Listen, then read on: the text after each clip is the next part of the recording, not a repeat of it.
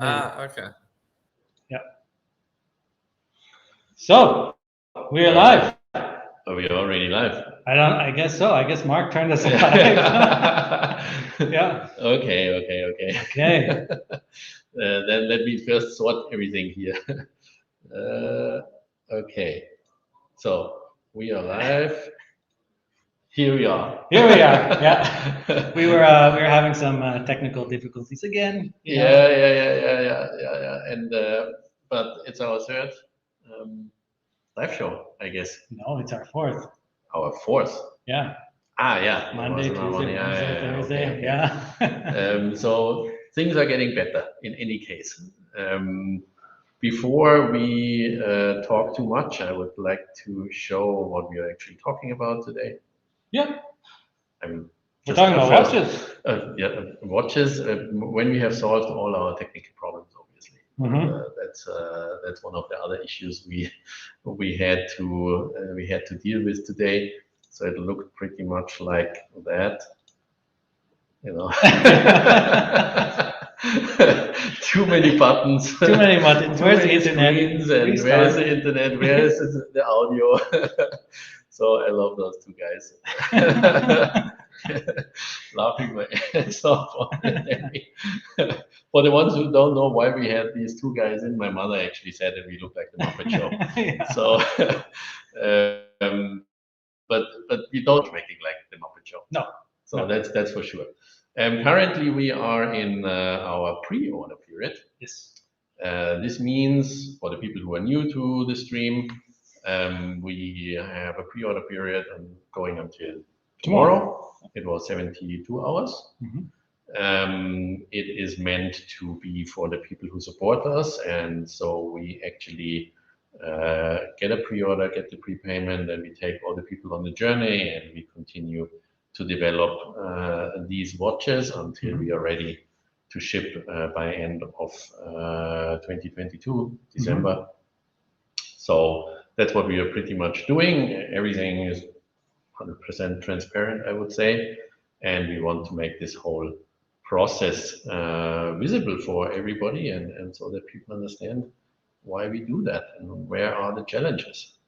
Today we will have an interesting guest. Guest is not a guest. He's part of the partner. He's part of the team. Part of the creation team. Thomas Funder, industrial designer. Some people probably have watches which he had his hands on already, and we will call him in a minute or so. Yeah. I mean, you are the art director, or how do you say that? The show director, the producer. the producer. Yeah. So what we should do first, show a little bit watches. Yeah, that's why people usually tune in. Yeah, let's talk about some of the watches, maybe a couple of questions that came up. We can look at some of the quick comments here. Yesterday there was the first question we had yesterday, or from someone who was tuning in afterwards. He wanted to see the black dial besides the green. Yep. Because it looked a little bit dark, so I'm taking away some stuff here. And we are moving those two together in the middle, and then I use my magic camera and zoom right in. To zoom right in. And so we have some odd reflections today. Yeah. We had some lights moving around. Yeah, turn that one off there. But you can see it's really quite a stark difference between the two.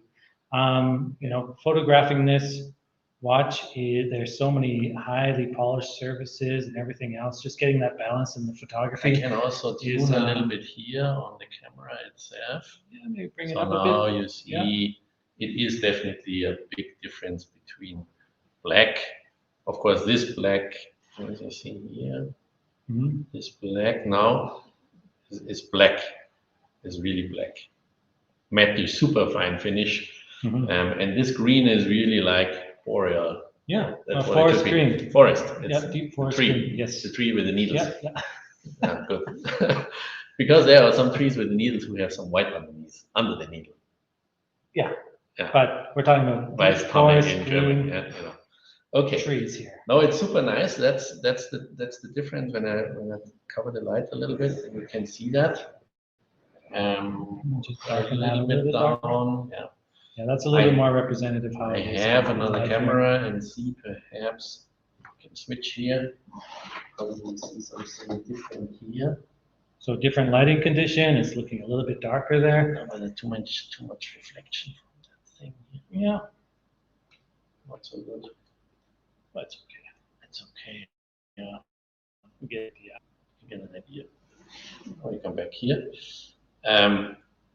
What else was the question yesterday? We had some people wanting to look at the Atoll Blue. Right now, we are not able to show that one just yet because the color isn't exactly how it will be in production. And also, we don't have enough cases right now to build it up. So we opted just to go with the transatlantic blue right now and show that one. That's that dark blue one on the far left next to the green. And we also have the gray here as well, the jet stream gray, and we also have the white. So maybe you want to show those two again, Andy. So the gray in your hand there. The white is here. The white is here. So I'm moving that out or up. Oh, he was actually curious to see the black against the transatlantic blue. He's in here. All right, thanks for joining in. There we go. There we go. All right. Problem. So we have that there. Might just be the angle of that light back there. Yeah. We moved things around a little bit. So there you can see it there. It's quite a difference. The color ones need more camera light, I see, than the black ones. Because the black then looks more grayish on the picture. And when you turn down the camera, then it's getting to a black. Funny is that's obviously not black here on the bezel. That's just because it's super high polished stainless steel. Looks, when the light falls in from the certain angle, it looks like black, but it's not, obviously. I would like to show it on the wrist. Wrist shot. I mean, we didn't do that. We should do that first. Yesterday was the first day that we could get this one built up onto a bracelet, and everybody here in the facility had to try it on, and managed to snap some photos last minute. Here we go. Clean up that.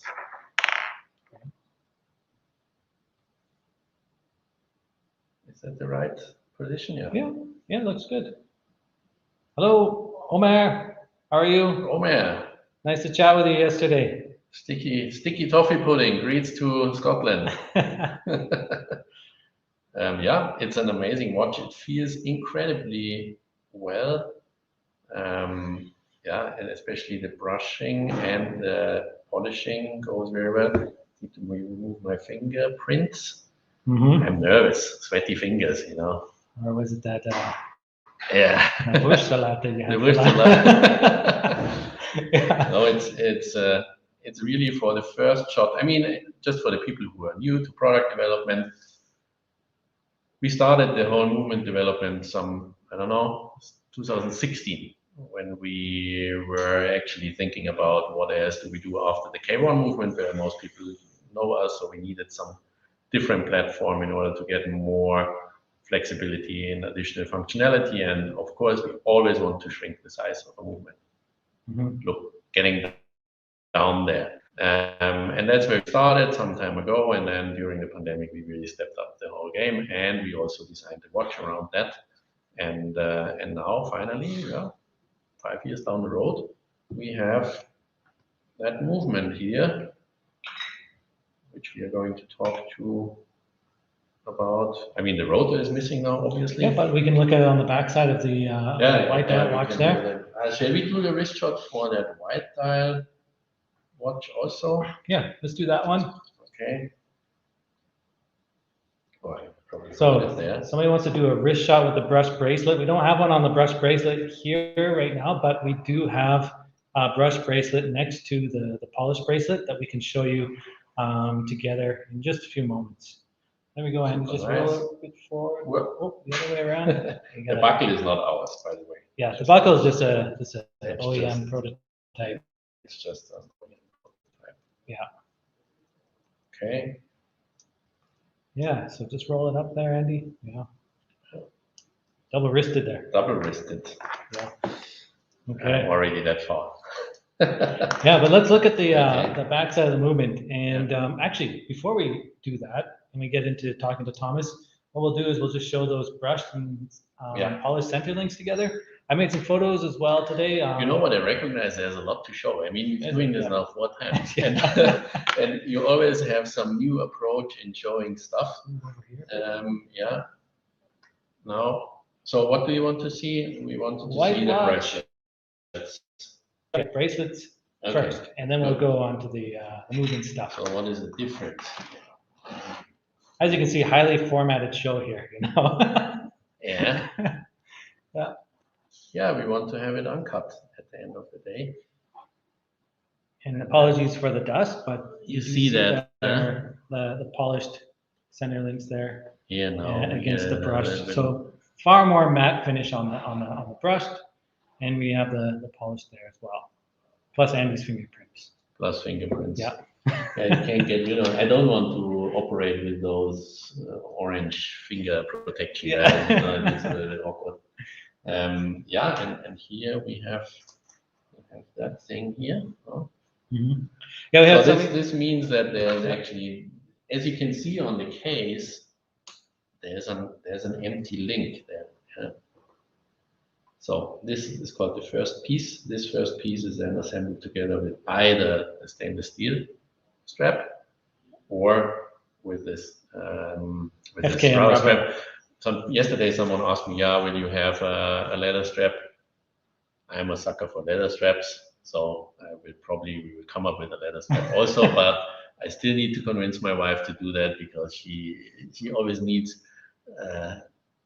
She doesn't take my input too serious. Naturally, yeah, you're married. I mean, what do you expect? Yeah, and this rubber strap is 3D printed, so it's surprisingly good already. But we probably talk about that later. Should we bring in Thomas? Yeah, so we're going to come back to some of the product details in a little bit. We have somebody asking brushed bracelet, how polished the edges. Since we're here, maybe we'll show that. But the sides of the brushed bracelet are polished, so we can see that right there. Very nice. And then it's also brushed along. We also come up with a 3D drawing during the show and show where we do some changes, because I mean that's the most important part is now that we got the first parts and analyze everything and have a good look at all this stuff. So we'll just we're gonna clear up some screens here. Yeah. And yeah. So where's Thomas? So there's Thomas. Wait, Thomas, Thomas, are you ready to go? Us? Yeah. Get to stream. There you are, Thomas. You're live. Well, where is he live now? Right up. Ah, he's up there. Yeah, there he is. Yeah. Okay. Where are you? I am in Albania right now. Aha. Okay. In Tirana, where I'm visiting a jewelry company.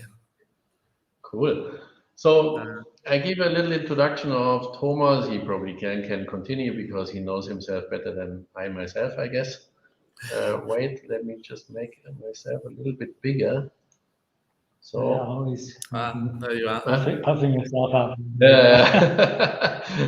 So Thomas is an industrial designer from Denmark, pretty much Swiss now, spending most of his time only in Swiss. Transition into Switzerland. Became as an industrial. Yeah. Yeah, and when you decide in your life to really do, of course, he's doing a lot of other designs also, but mainly got specialized in watch design because it's a design vertical which you really need to be special. You do not just come in and say, hey, I'm a designer, now I make watches. That usually doesn't produce a good product. So you need a lot of practice, and that's what Thomas is actually doing. He's an amazing person sketching things up. And he came up with the overall design of that watch, which I'm going to show you, which I actually showed you in the metal, but we see that also in here on the screen. Here. So that was pretty much Thomas.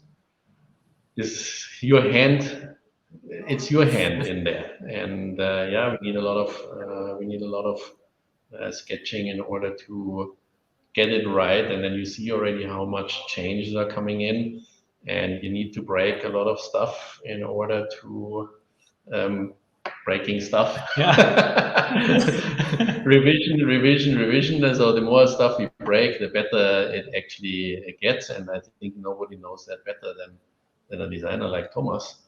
So Thomas, tell us a little bit about your work. Oh, sure. Well, thank you for the nice words. Well, I could start by introducing a bit my story. So I come from Denmark, where I studied industrial design on the Danish Design School and UID in Sweden. And after my studies, I was offered a position in a design studio in Bezel. So, of course, they are the same city where you're based now. And I worked for this company for 1.5 years before I quit to do my own projects. And who was it? Who was? You can say it. Which company you were working? Yes, Studio Divine. Yeah. Studio Divine, yeah. Yeah. So okay, that's a company down there. Yeah, exactly. So Studio Divine created a lot of projects for different brands in Switzerland, and was probably most known for doing the 7 Friday watches that they all created. Yeah. And many other both small brands as well as big brands. So I learned a lot there. I learned about the process from coming from idea to final product, about all the phases within watch design, and probably also just like the attention to detail. Like there's not many industries where there's such focus on detailing as in the watch industry. So that was definitely a learning process for sure. I think that's many people underestimate.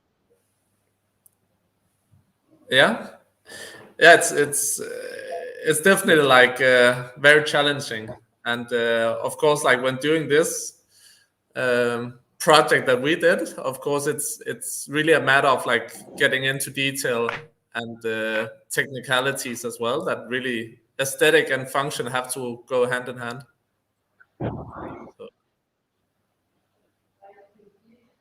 So can you tell us a little bit about how your process starts and how you start with a watch project, and yeah, basically where do you start from? Well, of course, it very much depends on as well, like what kind of product or what kind of watch that should be created. During the Horage watch, it was very important that we looked at like as well some of the previous models that Horage have been doing. So this watch would really fit into, let's say, the previous collections, and still moving forward with something new and fresh. I think like when doing watches, of course, you both look at, let's say, designs in the past as well, like things that can be inspiring, but of course also seeing things that are, let's say, new to the watch industry. It's a bit of a combination. But of course, the process from designing it has a lot of sketching. I like to do a lot of drawing, so I really can work on the different directions, the different shapes, patterns, and of course, like when I work together with like Horage, it's a great way to keep a discussion going. So when doing all these sketches, it's very open for inputs and it's easy to discuss around. So that was very important, for sure. We try to be very open. And we well, are, I think you had a very open mind to the process. Of course, like I had some ideas, and of course you had some ideas of where you saw this going. So it became very much a combination of everything, I think. Yeah, and I think it's not there are so many detail know-how needed along the design process that it's not just a matter of one designer doing everything kind of thing. That doesn't exist. There are in our team, I would say, there are 5 people who are design experienced in different areas, and they actually all have a hand on the things. And what I like very much with you working is in the speed of sketching also, because I mean, I'm a fan of people who know their tools, because if someone doesn't really manage to operate the tools, then it's useless. You know, it's not an intellectual space exercise. You know, it's handcraft. You need industrial design is producing. You need to produce content. You need to produce a lot of content and sketches and refine and sketch and refine. So we probably can show that on the movement. I have some slides here, which we did together. Well, I really believe, like, of course, like what sketching is, of course, like a extension of the ideas. So everyone have good ideas, I believe. It's more a matter of like visualizing it so everyone else can understand what you're thinking. Of course, when doing this, I think there's also a big difference in the style of designing. So there are graphical designers. This is a lot of them are like this and do some Photoshop stuff and then think you can make a watch. That doesn't work. It always looks very flattish and graphical. That's, in my opinion, a problem. Then you have pure breed industrial designers. They are very three-dimensional. They are all in from the first day into 3D. That's also not good. And then there's this in between, and I think that's the tricky part. There's a graphical element, there's a lot of depth and a lot of three-dimensional stuff going forward, and you need to be able to handle both of that. I think that's indeed. For this case and the dial especially, because just making a Photoshop drawing on a piece of paper and then make a watch around that's not really what I want. Of course, like when I kind of came to Switzerland, of course, a part of this whole process is, of course, that I came as a designer, very fresh from university, and then I had to understand, of course, all the technicalities of watch design, like what is the limitations, and within those limitations, try to, let's say, push the boundaries as much as I could. So, of course, it's always a balance between I'm what just is possible, right? put some slides. Is that visible on your side, these slides here? Yeah, I see it. Sure. But it's very small, or is it okay? Well, I'll make my screen bigger then. So. Okay, fair point. We have some lineage of the movement development here, and it was pretty interesting. We have a pretty serious WhatsApp design group. It's I think 3,000 pictures now. Yeah, modifications. I mean, it's a constant modification exercise, and when we got to know each other some time ago, and then we got to know each other much better, and we started to work together. And the first real job together was this K2 plate design. So we wanted to have something which looks, how to say, it should be producible. One of the things, this was not the first job for you to think about production, but we can see during the course of this version 1, 2, 3, 4, until we end up at the end, that you manage to blend in the design, some classic look, a modern look, and producibility in the same place. And we are talking about a functional product, so we are talking about a very technical thing. Means if there's a design, it could be that the shit doesn't work. Like taking off too much material, you learned that that's probably not so good on a 2.90 thick millimeter piece. And Jonas was telling you, forget that. You can make a hole, but don't take off material. Yeah, exactly. Well, of course, it was very much like a balance. Of course, I got a lot of feedback from the watchmakers, and Jonas, he of course explained me all the restrictions. So within those restrictions, I had to kind of come with the creativity. I believe, like, of course, what I really like about our final result is probably this balance between something very contemporary and something very classic at the same time. And I think that's why this movement is very unique. It has kind of this interesting balance between something very different and still having some classical touches to it. Mm-hmm. I just figured out that I can take away your face and put some nicer stuff on that screen. Learning by doing here. So I can switch that here. So don't worry about that. You just continue talking, we hear you. Yeah. But probably now it's better that people really see something. As I said, we are in the learning process. Huh? Oh yeah. No, it's. I think of course like. Okay, not too much joking. Here you see it. I mean, we started from something very blank, raw. That was pretty much what you would consider something completely blank, with some perlage stuff.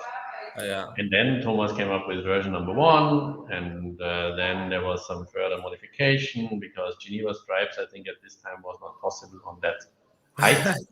So we had to go with that. Then someone was shouting very loudly and said, that corner, forget that. Then we were moving towards this kind of things, and then still there was Pascal complaining because the edges are too sharp, and then we were getting into a mode where we have an edge which can be rounded also much better. And so we are getting from these little details into something which really works. Yeah. No, I like that we also ended up opening the bridge, holding the balance wheel. I think like, so we actually see more of the balance wheel than with, let's say, many other watches. So it's very open there. I think. Yeah, that's continue work in progress, I would say. Yeah, maybe we should show the back side of the watch case. Yeah. And somebody was asking how much attention to finish of the movement for aesthetics do you think you will achieve? A lot. The amount of the decoration detail on here it's incredible, and when you see it both outside of the watch and in the watch, it's better than anything we could produce in imagery, either in photograph or through animation. It's just an incredibly well executed design that Thomas has put together, and to finish the decoration is also done by our team here. I'm moving myself around a little bit Thomas, you're still there, yeah? I'm still there. Just shout at me when you're not here. Through a different channel. I mean, there's a rotor missing in here. So Thomas, what was one of your challenges with the design that you encountered with the movement design as we're looking at? I think like when designing it, I didn't want to make something that was too traditional looking either. For example, I remember also having a discussion with Andi regarding, for example, that like we used Côte de Genève. Like Côte de Genève is of course like a very traditional finishing in the watch industry. So like Côte de Genève mixed with this like square pattern that of course Horage is known for using in many of the other watches. So I think like this balance between the new and the, let's say, the traditional in the watch industry, I think that was a great challenge, finding the perfect balance. Then like as Andi just mentioned, of course the restrictions for what I could do, because the movement is so slim that many places the the main plate is so thin that we cannot do any engraving. We can only do cutouts. So either we cut out the plate or we don't do anything to it, and only do let's say a simple finishing. My finger. Now we are talking about nearly nothing. It's a piece of paper, click a carton. I mean, we've had people ask us, can you just skeletonize a movement for us? And these sorts of requests is extremely challenging, because when you start cutting away bridges, it changes the performance of the movement so much. So it's really been great that you have that close connection with our engineers and able to communicate back and forth and really dial in things very, very quickly.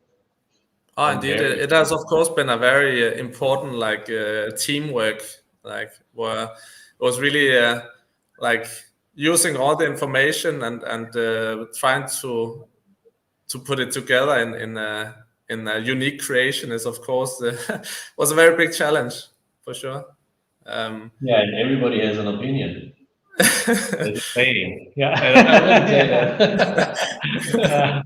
We'll keep that one for another day. Yeah. How is it? Everybody has an opinion. Opinions are like. Yeah. Everybody has one. Nobody needs a second one. Of course, I love that.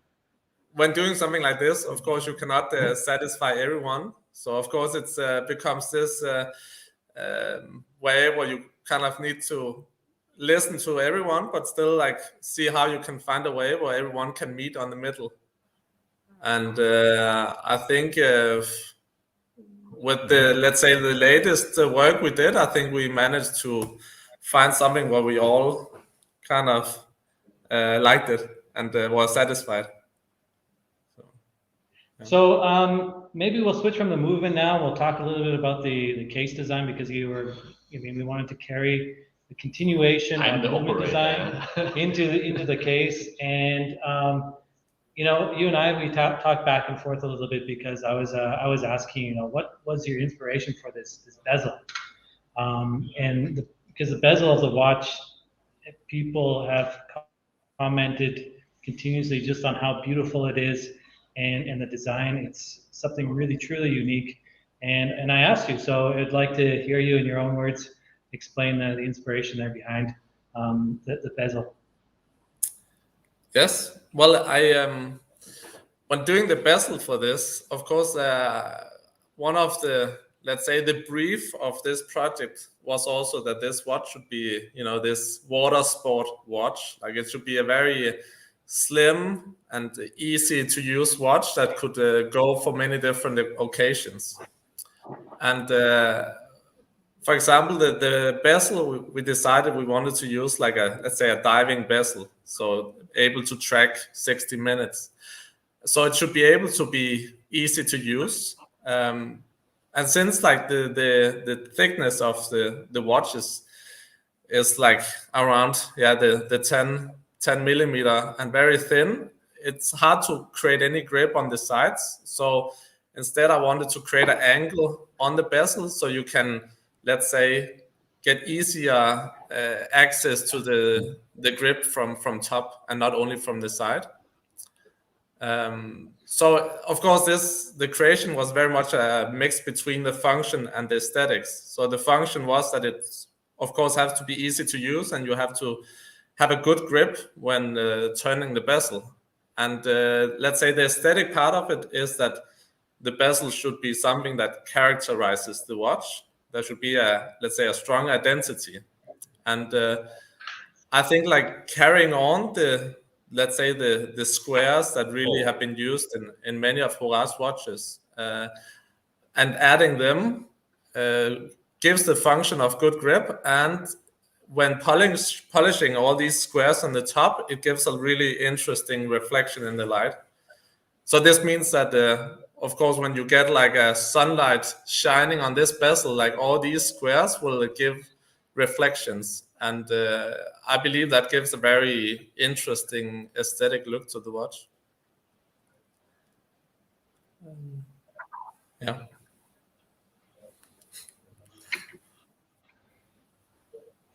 Yeah, so you were just breaking up there a little bit, Thomas. So I'll just rephrase this in case we missed anything there.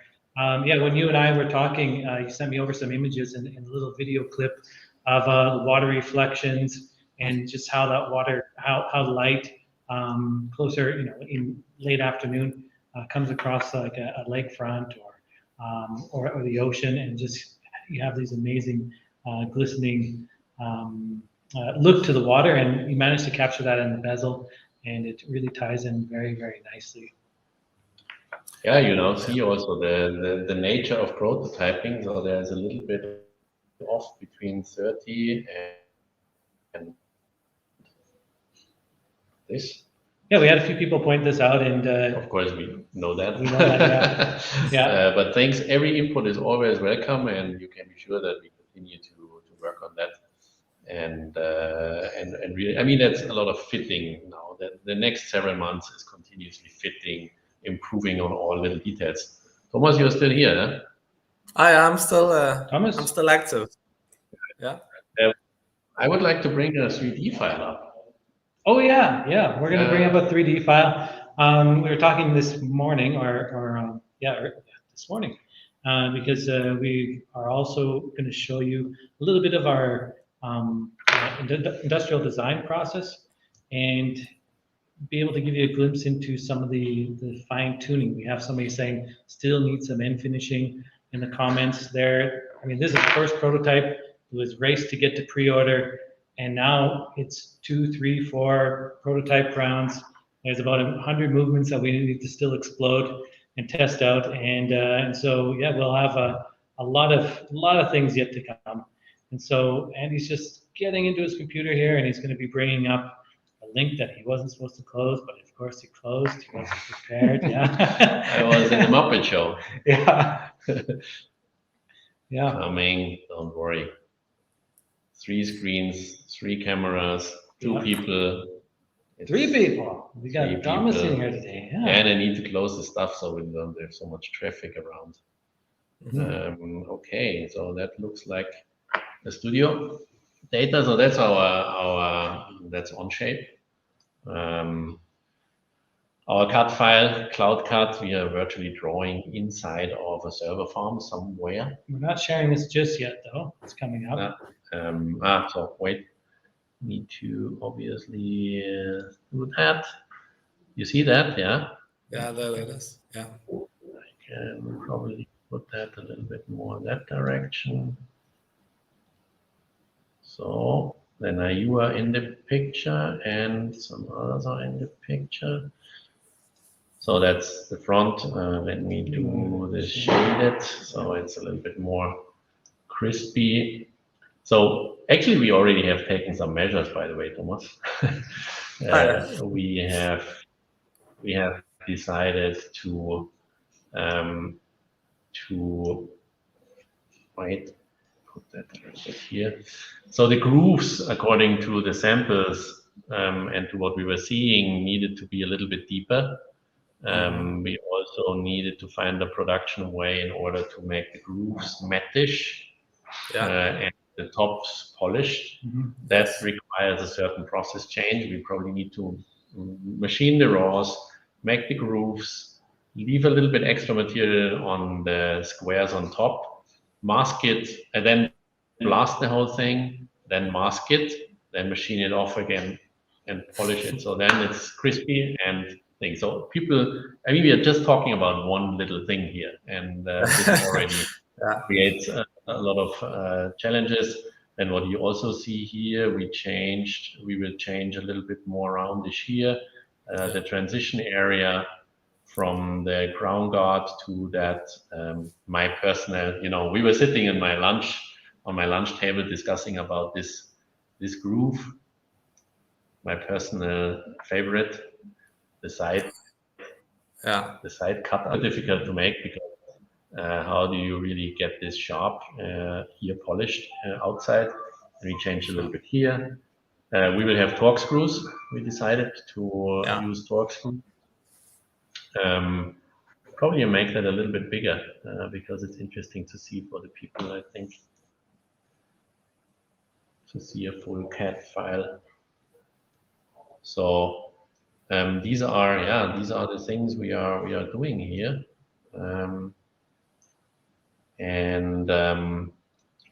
we also think that the upper part of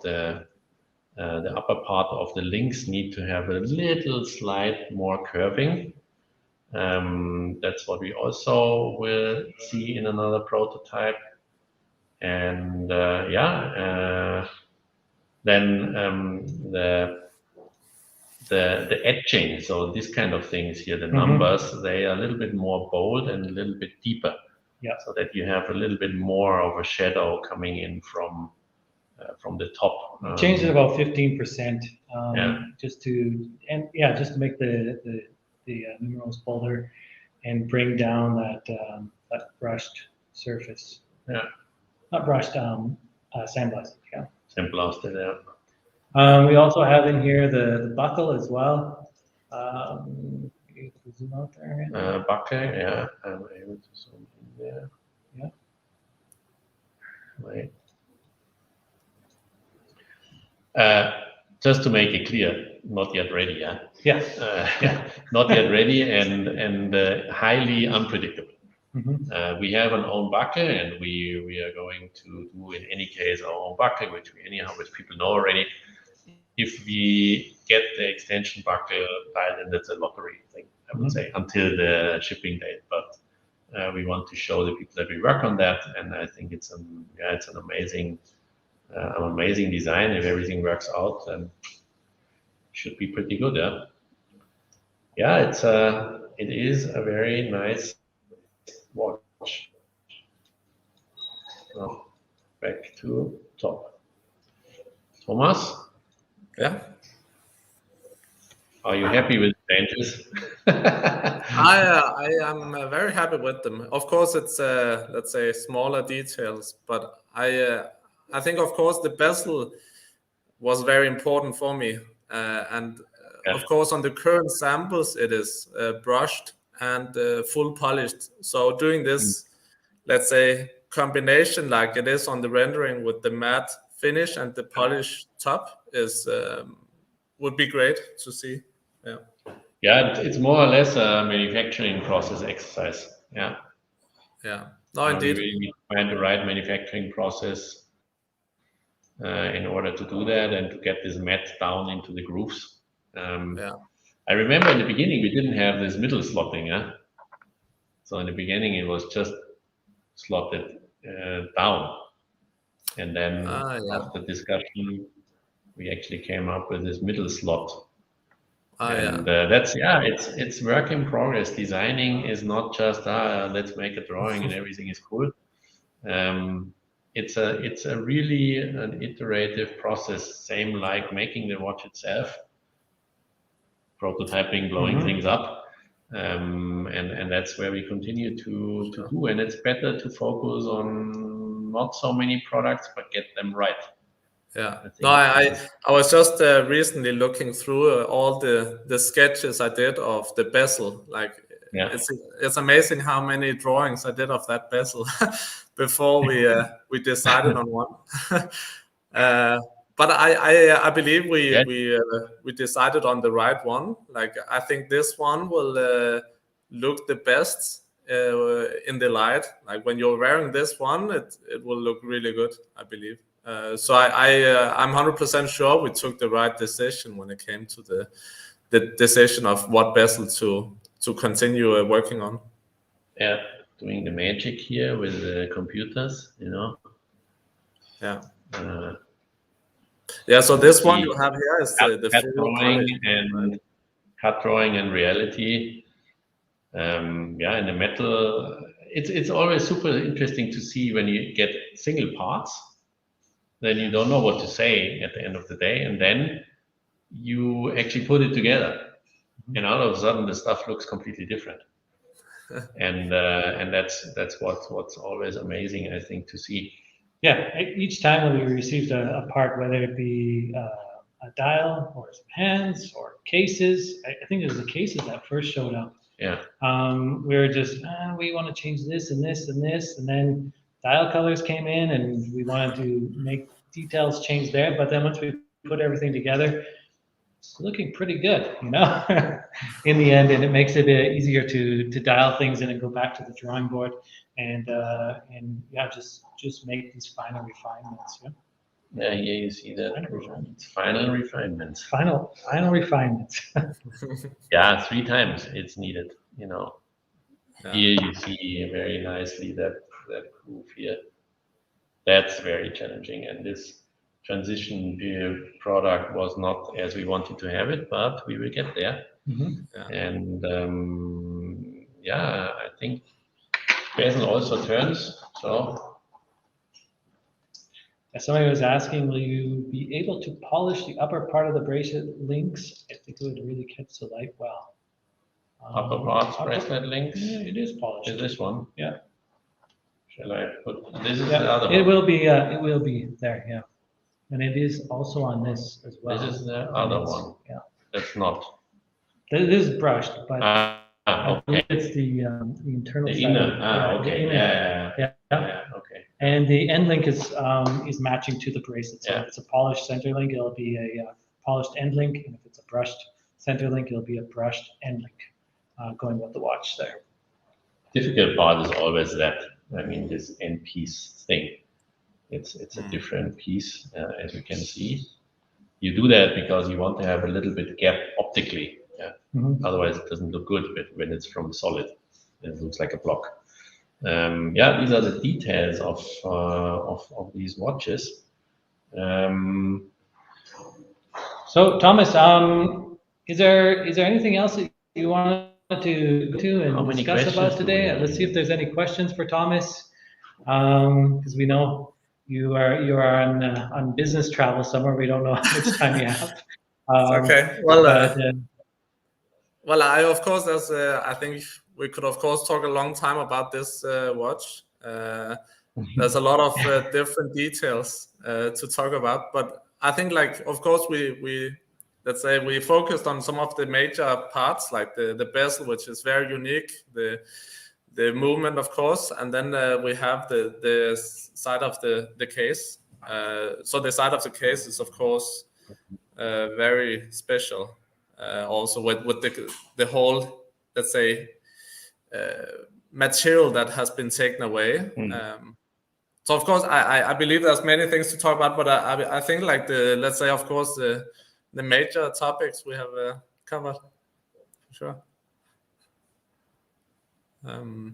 Yeah, we need to also answer several questions, so I will get back to questioning. You just hang in, Thomas. And it would be cool, you know, what we did last time, if we could do a live sometime down the road again, and you do some live sketching.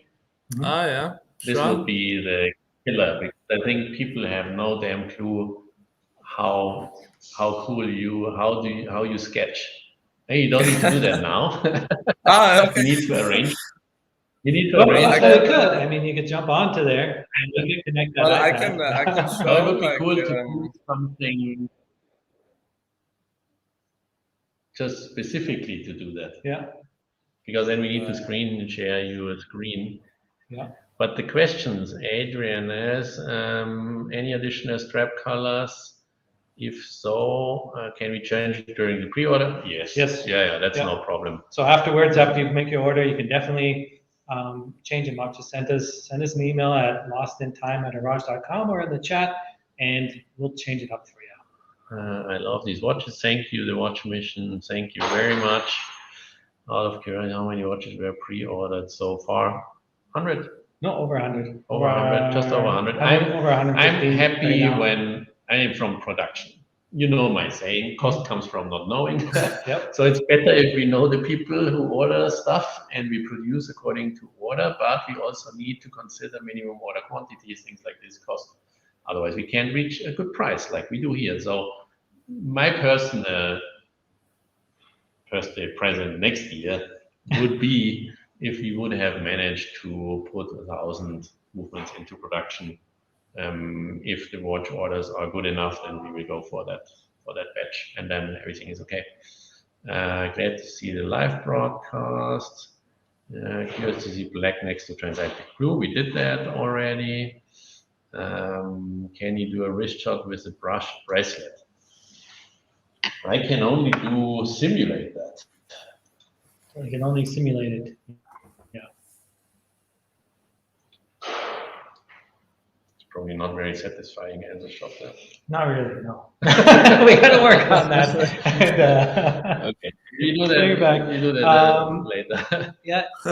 This is the manual line. Sorry, 50 years old. Lamb convinced with PCL can't decide on dial.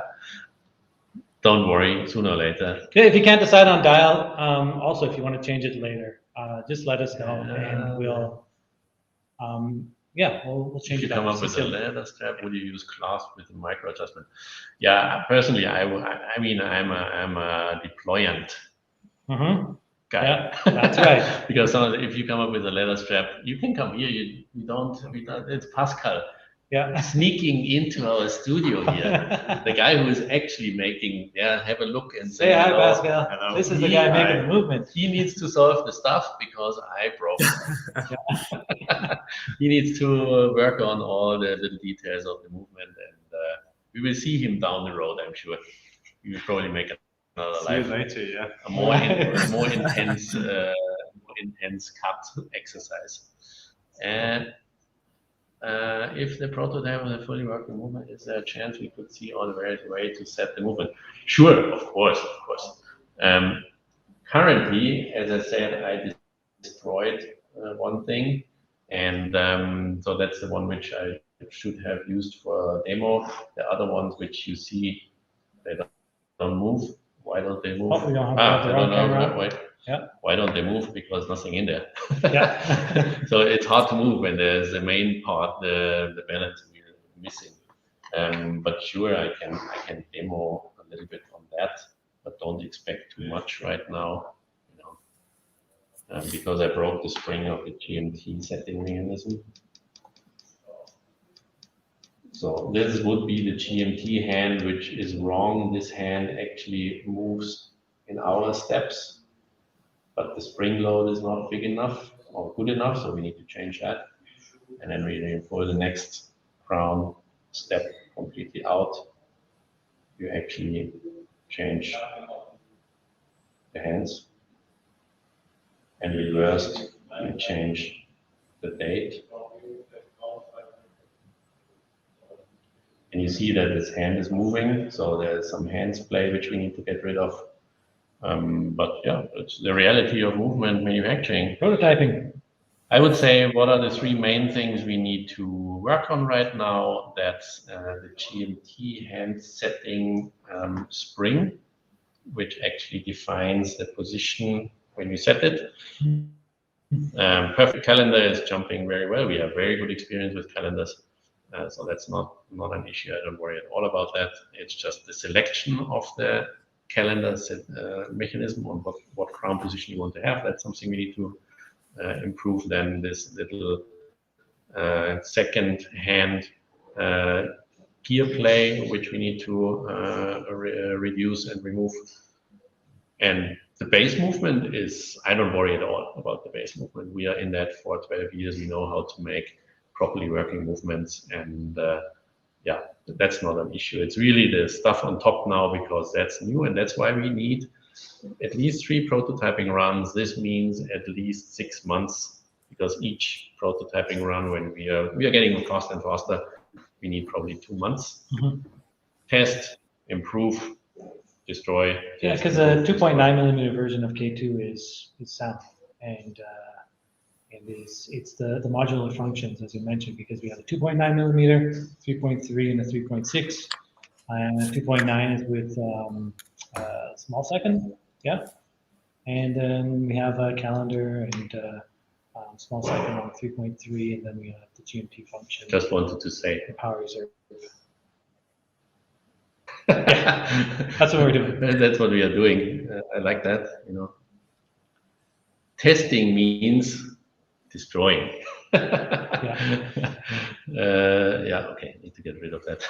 Yeah, but it's been a lot of fun doing all these live shows this week. We've done 4 of them. I think we're getting a little bit better at doing them. And of course, this last chat that just came in here, somebody would like to see the functions and settings when we've got it worked out.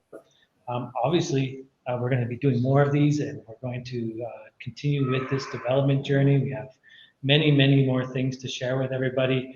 This is a new process for us doing these lives. We typically write in a forum on our website, but we've really had a lot of fun doing this, and we like the interaction and the ease of doing it when, you know, we're able to figure out how to get everything connected and working. So we'll bring Thomas back in here. Yeah, Thomas. Yeah, there's Thomas. Yeah, we haven't forgotten about you. Just wanted to thank you again, Thomas, for joining us today and being part of the show and to talk about the K2 design development, the SUPERSEDE design. And next time we're going to have you back to do some live sketching. This would be really great. And yeah, just want to thank you. Yeah, and we do that here, I think, because you're sitting on the other side of Europe, you know, and then the connection thing is a little bit so we don't know. But when you're here, we can do that with a stable upstream.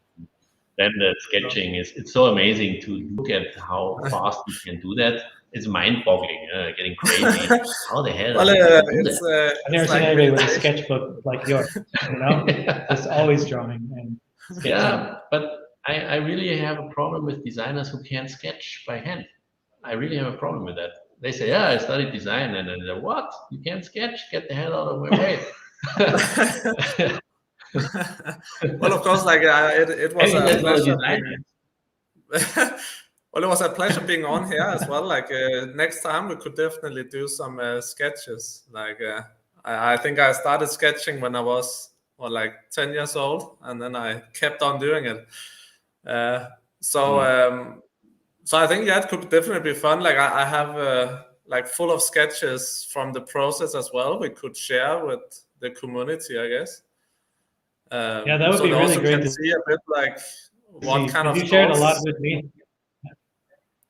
Yeah. So we should definitely do that. Seems our internet connection is worse than that of Thomas. Yeah, could be because some people also need to work on that. Yeah.